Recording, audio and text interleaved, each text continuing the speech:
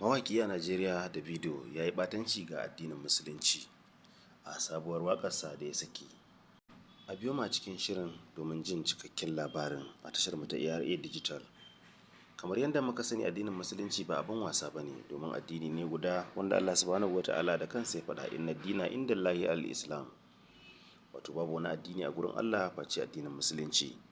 To sai dai a wannan karan mawaƙi Davido wanda yake a Najeriya, yana ɗaya daga cikin manya-manyan mawaƙa mashahurai, ya saki wani sabon bidiyon waƙarsa inda ya ɓatanci ga addinin Musulunci. Wato ya ɗauko wasu mutane waɗanda ake kyauta zaton cewa ba ma musulmai ba ne, ya ɗora su akan tabarmi da alamun sallah har da limami suka saka fararen kaya. Shi kuma ya hau sama, ya hau kan wani bututu yana waƙa, su kuma suka ci gaba da tiƙar rawa a wannan guri.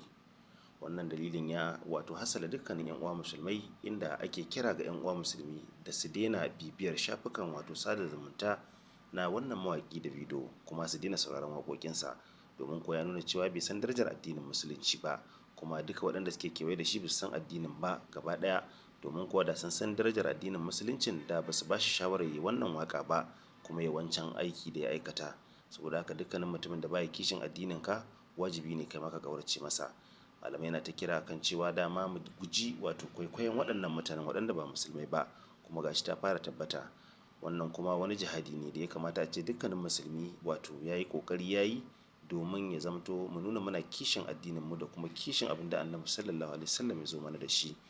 Saboda muhimmanci irin na sallah, Annabi Sallallahu Alaihi Wasallam ya tara sahabbai ya ce da su yi sallah kamar yadda yake yi. Kenan ba a so a yi ta kamar yadda mutum ya ga ana yi, ko kuma yanda ya ga dama. To sai ga shi wanda ba ma musulmi ba ya raina sallar, ya zo ya ɗauko ta ya ɗora ta, mutane suna ta tiƙar rawa, suna ta wasu abubuwa. Wannan babban ƙalubale ne ga 'yan uwa musulmai. Hakan kuma ya harzuka da yawa daga cikin masu kishin Musulunci, domin ko da jaruman fina-finan Hausa, na ga jaruman Mummy Gombe da kuma Baballa Hayatu da sauran makamantansu, da jarumi Ali Rabiu Ali Dadi, dukkaninsu sun duba shafukansu kuma sun yi rubutu, da kuma 'yan uwa musulmai da dama da suka rika tufa albarkacin bakin sa kan wani al'amari, kuma sun ƙaurace.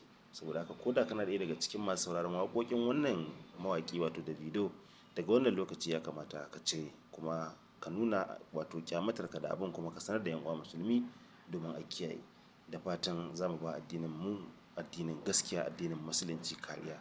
Wassalamu alaikum wa rahmatullahi wa barakatuh.